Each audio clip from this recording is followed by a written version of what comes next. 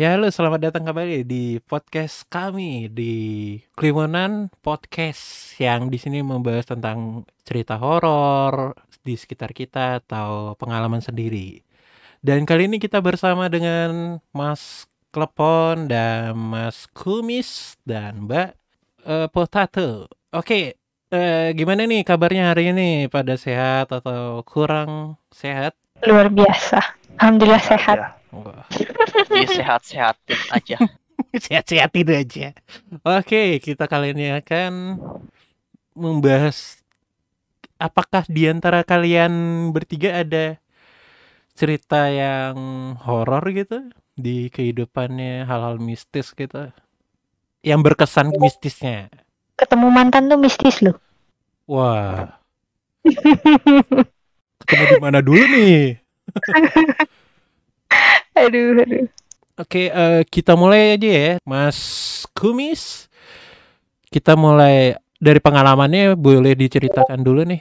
Pengalamannya, Yes. sebenarnya pengalaman horor baru kejadian beberapa minggu yang lalu deh, sekitar pertengahan November atau awal November gitu. Kejadiannya mungkin begini nih, gue punya nenek yang tinggal di rumah bibi gue.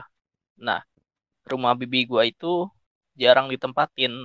Nah, untuk nemenin nenek gue tidur di situ. Cuman tidurnya di lantai kedua, kamar sepupu gue. Nah, waktu itu kebetulan nenek gue nggak tidur di rumah baby gue. Cuman karena rumah gue kekurangan tempat, otomatis gue pindah ke rumah bibi gue untuk tidur di lantai 2, di kamar sepupu gue. Nah, kejadiannya waktu sekitar jam setengah 11 atau jam 11, itu benar-benar penglihatannya sekelibet gimana sih itu, pandangan sekilas. Seperti ada Pandangan bayangan sekilas, putih gitu ya. bukan putih tapi lebih ke hitam. Hmm. Apa ya bilangnya, bukan sekedar kayak bayangan sekelibet tapi benar-benar kayak bentuk humanoid gitu, benar-benar lewat. Dan itu pun ya sebenarnya gue orangnya beramatan juga ya, juga sampai mikir ke sana juga, tapi itu benar terjadi sih. Maksudnya nggak cuma sekali. Dulu waktu 2017 atau 2018 pernah juga kejadian, dan kronologinya sama sih, mirip-mirip. Entah itu cuma apa sih, bayangan gue sendiri, atau emang itu suatu yang kejadiannya mistis. I don't know. Segitu aja sih pengalaman gue. Kalau di Mbak Potato pernah nggak nih? Kan kalau katanya kita ini mau bahas tentang pamali nih malam ini ya. Nah, jadi pernah nggak jangan menyapu malam hari? Katanya pamali. Pernah denger sih, cuman kalau untuk sampai kejadian, alhamdulillahnya belum pernah. Dan jangan sampai kejadian. Begitu. Aku malah cenderung ini sih, ada pernah satu kejadian, tapi aku ternyata baru tahu kalau itu termasuk pamali. Oh, apa itu?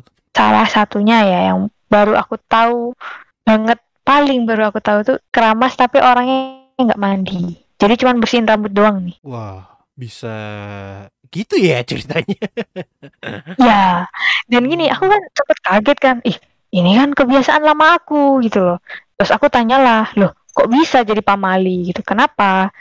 Oh, jadi ternyata gini, orang yang suka keramas tapi nggak mandi, dia ini nanti cenderung dikit-dikit kepikiran. Jadi apa-apa jadi dipikir gitu loh. Yang seharusnya nggak dipikir malah jadi kepikiran terus kayak gitu tuh. Itu kan dari pengalamannya Mbak Potato sendiri. Kalau dari Mas Klepon, apakah ada pamali yang pernah berasa atau pernah dirasakan gitu? Atau dari cerita pengalaman deh? Pamali ya. Kadang kita nggak bisa sih bilang itu pamali atau bukan, wong kita juga nggak tahu kan. Mungkin lebih ke pengalaman waktu nganter tamu sih. Apa itu Jadi pamalinya? dulu itu aku pernah pernah ngerjain sebuah event di hutan di daerah Jogja. Waktu itu tamunya jumlah 10 orang sih. Nah, waktu kita ke sana, kita udah ngerencanain ada outbound, ada acara bakar-bakaran, camping.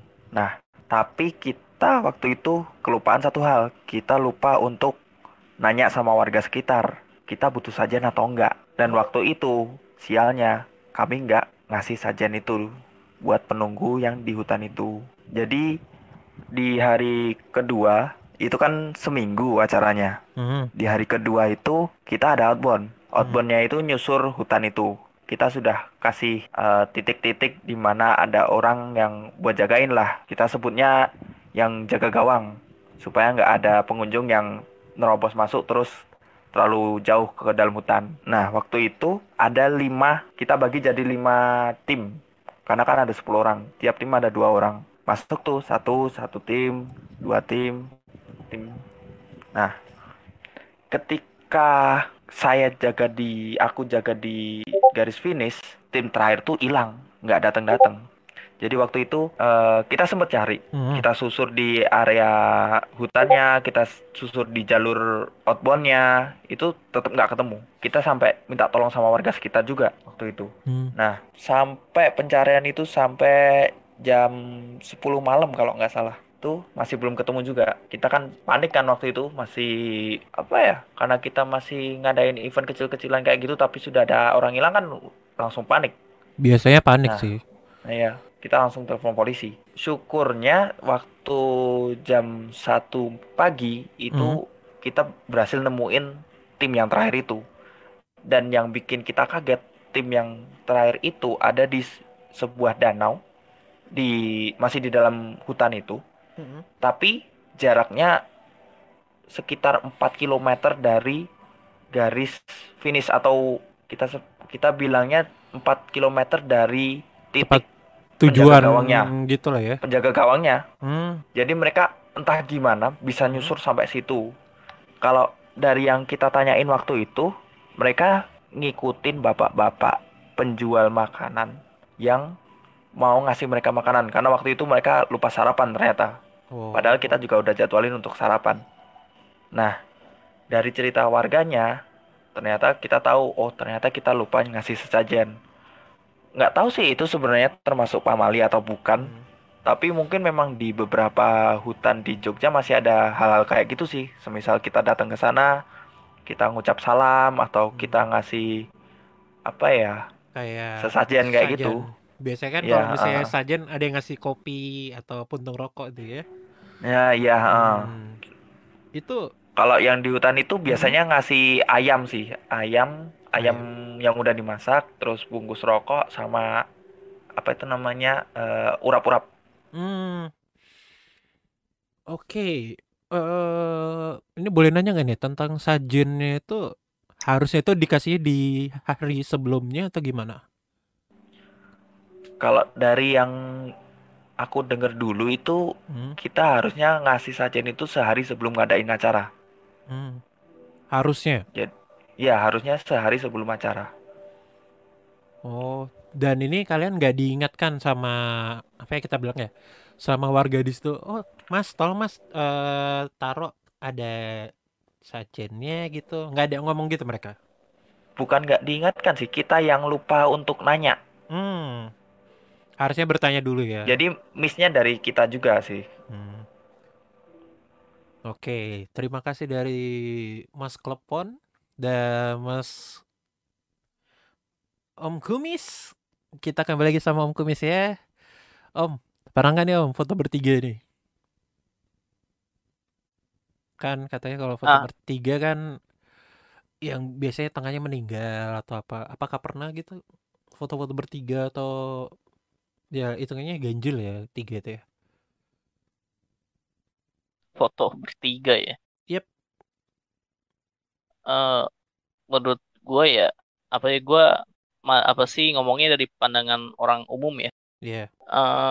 Apa ya, sejauh ini gue foto bertiga hampir nggak pernah kejadian ya. Mungkin foto bertiga di situ dalam artian apa ya, beda kelamin gitu, maksudnya bukan muhrim gitu. Nah, di zaman dulu kan untuk yang muslim ya, yang muslim untuk berdekatan aja dan bukan muhrim itu udah sangat dilarang gitu. Apalagi zaman dulu kan agamanya kental banget ya kan. Nggak seperti sekarang yang punya unsur ke barat-baratan atau ke Hmm. apa sih, bukan, pokoknya budaya campuran gitu kalau sekarang. Yes. Nah, begitu sih logiknya. Hmm. Oke, itu kan dari Mas Kumis dan oke kita ke Mbak Potato. Oke Mbak, kalau misalnya nih kan ada tuh dibilang jangan gunting kuku malam-malam. Itu gimana itu? Kalau yang itu aku ini sih jarang denger. Mungkin apa ya, kayak belum aku tahu juga apa sih, karena aku sendiri juga jarang gunting kuku malam-malam itu. Oh. Ada yang bilang Hmm. ini kayak jangan gunting kuku malam-malam karena nanti bisa datengin setan, katanya mau begitu. Yeah. Nah, nggak ngerti juga itu aslinya kayak gimana. Setahuku ya rata-rata yang disebut pamali ini ada kaitannya sama nek basa Jawa niki unggah-ungguh. Apa itu Bahasa artinya? ini unggah-ungguh itu kayak tata krama kalau di Jogja ini. Kayak ini nih, yang paling sering kita dengar itu ini apa namanya, jangan makan depan pintu, katanya nanti jodohnya susah. Nah iya itu banyak tuh. Nah itu kan sebenarnya kalau aku pikir-pikir ya, itu kan masuk kayak ini nih, tata krama juga kan gak Iya enak sih. juga makan depan pintu. Nah, kecuali kalau Menurut aku sih. misalnya nih ya kita kan nggak tahu ya namanya ada acara pesta besar-besaran atau lagi selamatan gitu.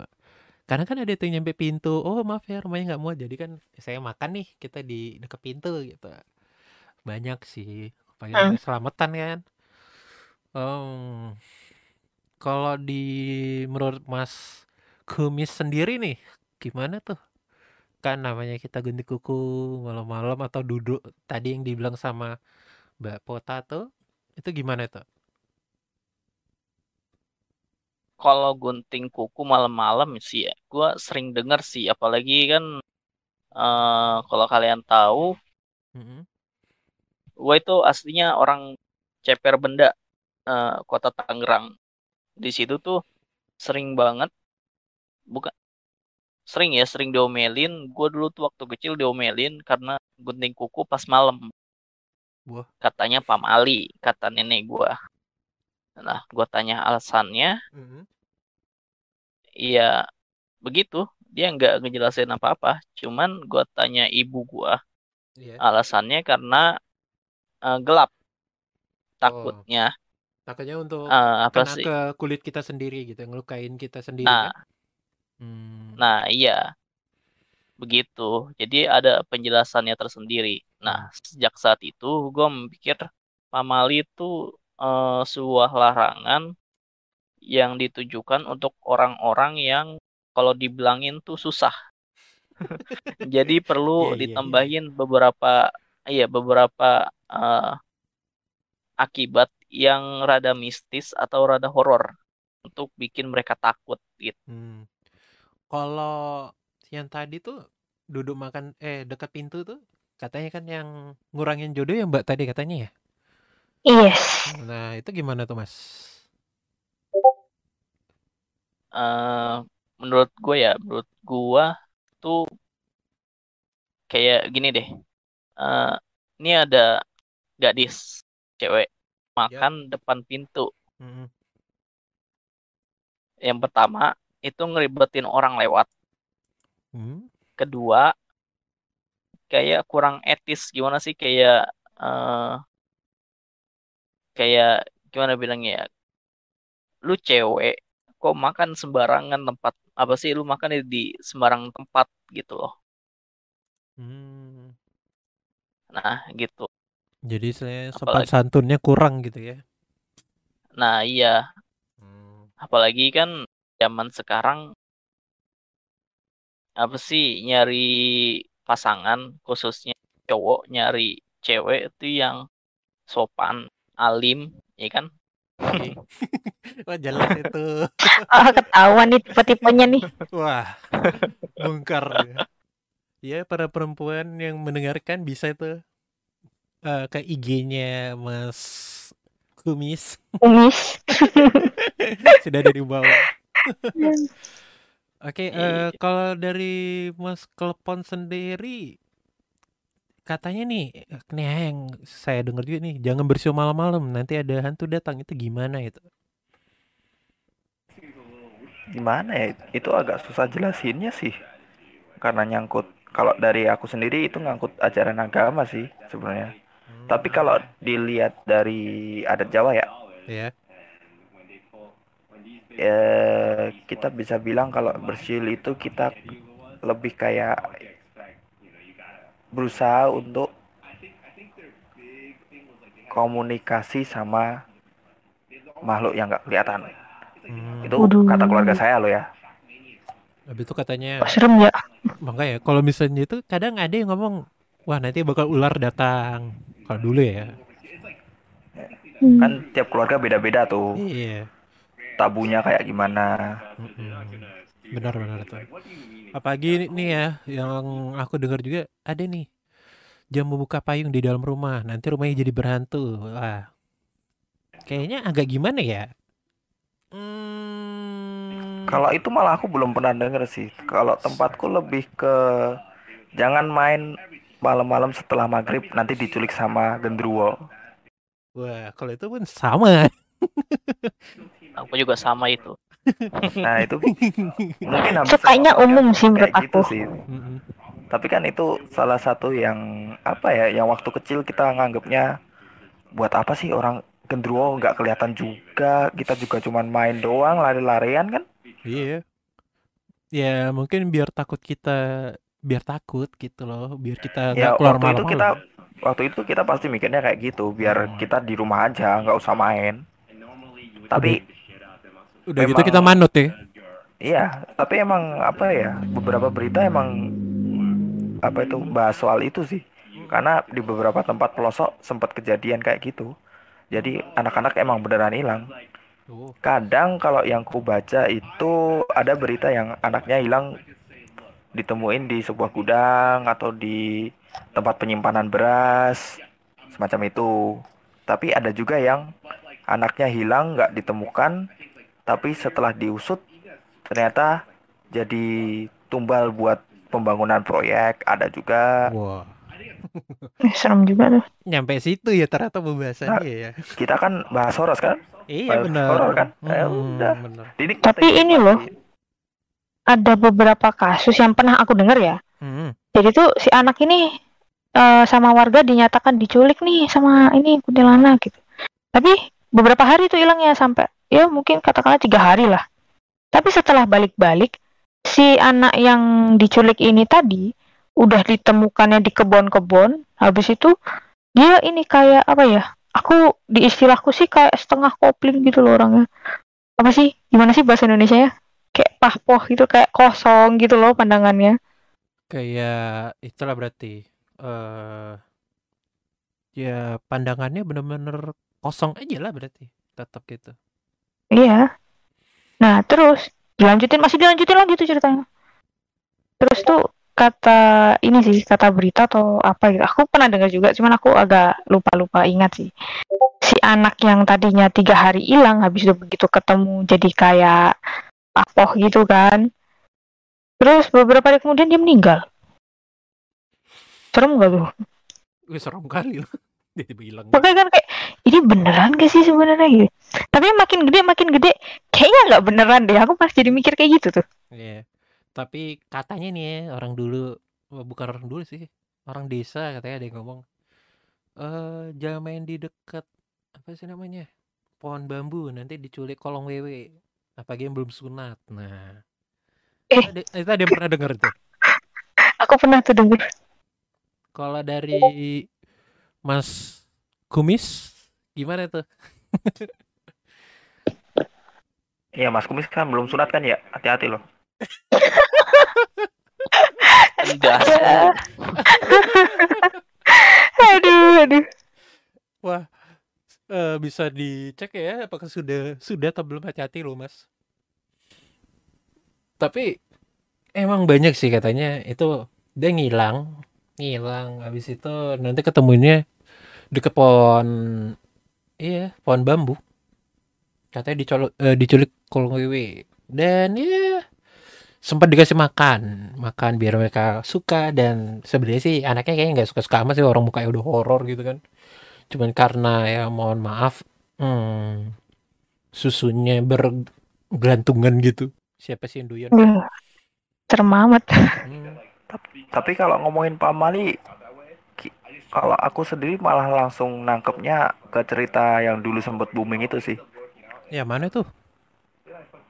KKN Desa Penari itu Iya, banyak banget itu tuh. pamalinya. Itu bukannya Terlepas dari itu Kaskus ya cerita dulu fiktif loh ya. Oh. Terlepas dari itu cerita fiktif, tapi memang kalau kita baca benar-benar itu termasuk banyak pamalinya juga. Apa aja itu? Kalau boleh tahu. Ya, ambil contoh, jangan menerima makanan dari orang lain tanpa tahu itu dari mana asalnya. Istilahnya kayak kita nih baru pulang tiba-tiba dikasih makanan tanpa ada, biasanya kan ada surat atau apa, itu berarti jangan lah ya. Iya.